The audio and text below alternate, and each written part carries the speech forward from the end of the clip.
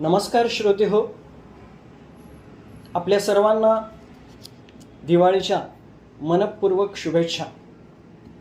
दिवाळी म्हटलं की आनंद, दिवाळी म्हटलं की उत्साह, दिवाळी म्हटलं की प्रकाश, दिवाळी म्हटलं की नैराश्य घालवण्याचा उत्सव. आपल्याला सगळ्यांना असं माहिती आहे की आपल्या संस्कृतीमध्ये जे वर्ष असतं याची सुरुवात साधारणतः होते चैत्र शुद्ध प्रतिपदा अर्थात पाडव्यापासून. आणि ह्या सगळ्या पाडव्यापासून एक एक एक एक सण उत्सव हे येत असतात. आणि याच्यामधलाच हा महत्त्वाचा जो उत्सव आपल्या सगळ्यांच्या दृष्टीने असतो तो असतो दीपोत्सव. पूर्वीच्या काळी एकंदरच वातावरण हे वेगळं होतं, आताचं वातावरण हे वेगळं आहे. आपण सगळ्यांनी पर्यावरण म्हणून जे काही आहे, जे जपायला पाहिजे होतं ते जपलं नाही आणि त्याच्यामुळे आत्ता एक वेगळी परिस्थिती उत्पन्न झालेली आहे. आपण थोडंसं एक 10 वर्षापूर्वी मागे गेलं तर असं लक्षात येईल की ज्या दिवशी दिवाळीची पहिला दिवस असतो की ज्याला आपण म्हणू की नरकासुराचा वध, ज्या दिवशी अभ्यंग स्नान असतं त्या दिवशी सकाळी पहाटेला कडाक्याची थंडी असायची आणि ह्या थंडीमध्ये सगळ्यांचं अभ्यंग स्नान व्हायचं. आत्ताची गेल्या 4-5 वर्षातली परिस्थिती अशी आहे की आत्ता अभ्यंग स्नानाच्या दिवशी थंडी असतच नाही. हे सगळे सण परंपरा उत्सव हे सगळे निसर्गाच्या नुसार आपल्या शरीरात होणारे बदल आणि याच्यासाठी आपण काय काळजी घेतली पाहिजे याच्यासाठी हे सगळे सण उत्सव आलेले आहेत. हा दीपोत्सव तर ह्या सगळ्यांचा ज्याला आपण म्हणू की कडी आहे. हा एका दिवसाचा नसतो, एक दिवसात दीपोत्सवाची सुरुवात होत नाही किंवा एक दिवसाचा हा सण नाही आहे, एक दिवसाचा उत्सव नाही आहे. तर हा सुरुवात होतो साधारणतः वसुबारसेपासून आणि समाप्त होतो भाऊबीजेला.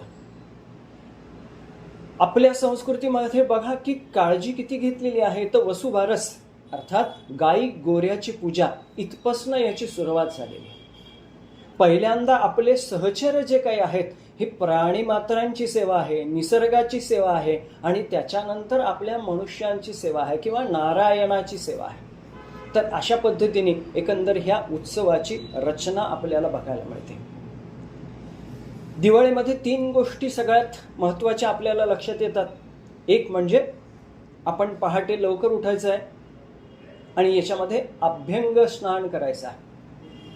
ही नेमकी अभ्यंगाची प्रथा का आली, का अभ्यंग केलं पाहिजे, अभ्यंग कोणी केलं पाहिजे, अभ्यंग कसं केलं पाहिजे, अभ्यंग कशाने केलं पाहिजे, हे सगळं जाणून घेणं हे खूप महत्त्वाचं आहे. पावसाळा संपला की साधारणतः पुढे सुरुवात होते ती शरद ऋतूची. बघा, प्रत्येक सण उत्सवाचं वैशिष्ट्य आहे. कोजागिरी पौर्णिमा आहे, कोजागिरी पौर्णिमेला आपण सकाळी उठलोय लवकर असं होत नाही. तर कोजागिरी पौर्णिमेला अपेक्षा अशी आहे की रात्री साधारण आपण थोडंसं जागरण अपेक्षित आहे आणि हे जागरण करत असताना या चंद्रप्रकाशामध्ये दूध आटवणं अपेक्षित आहे. या चंद्राच्या प्रकाशाचा आपल्या दुधावरती संस्कार होऊन ते दूध आपण प्राशन केलं पाहिजे. हा संस्कार तिथे अपेक्षित. याच्या नेमकं विरुद्ध जे काही आहे तर दीपोत्सवामध्ये पहाटे लवकर उठणं, अभ्यंग स्नान करणं असं अपेक्षित आहे. हा दोघांमधला फरक आहे, हा आपण लक्षात ठेवला पाहिजे.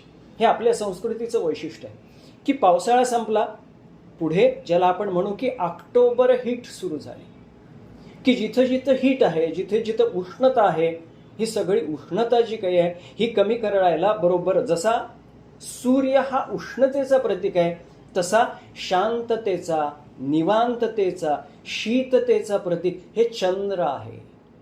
म्हणून शारदीय पौर्णिमा ही चंद्र शांतता, तृप्तता याच्यासाठी आलेली. पावसाळा संपला, पुढे ही ऑक्टोबर हीट आली आणि ऑक्टोबर हीट नंतर पुढे जे काही आहे तर ते हिवाळा सुरू होणार आहे. हिवाळ्यामध्ये काय काय बदल होत आहेत तर हे आपल्या लक्षात येतील. काही जण म्हणतात की मी जरा हिवाळ्यामध्ये मॉइश्चरायझर वापरतो. मॉइश्चरायझर लागतं म्हणजे काय होतं, त्वचा कोरडी व्हायला लागते, हाताला पायाला भेगा पडायला लागतात.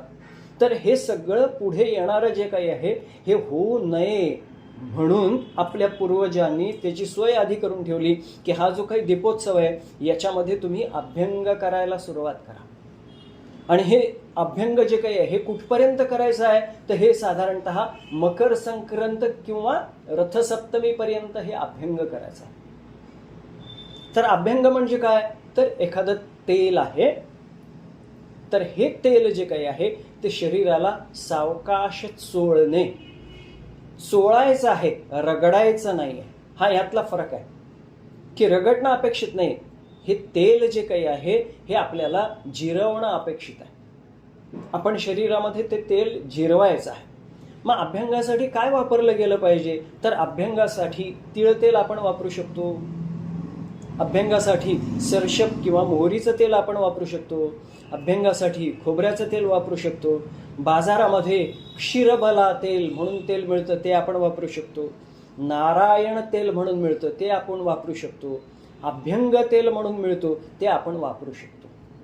मग केव्हा कुठलं तेल वापरलं पाहिजे परत लक्षात ठेवायला हरकत नाही की तीळ तेल हे जे काही आहे हे नेहमीसाठी चालतं, सगळ्यांना चालतं.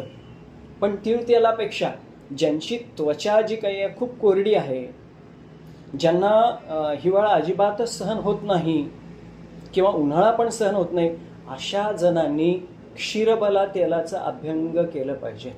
याच्यामध्ये बला म्हणून एक वनस्पती आहे, दूध आहे आणि तिळतेल आहे. अशा 3 गोष्टी आहेत. ज्याला नरिशमेंट पाहिजे, ज्याला मॉइश्चरायझिंग पाहिजे, तर अशा उत्तम मॉइश्चरायझिंगसाठी हे क्षीरबला तेल हे अतिशय उत्तम आहे, त्याचा अभ्यंग त्यांनी केलं पाहिजे. ज्याला वजन कमी करायचं आहे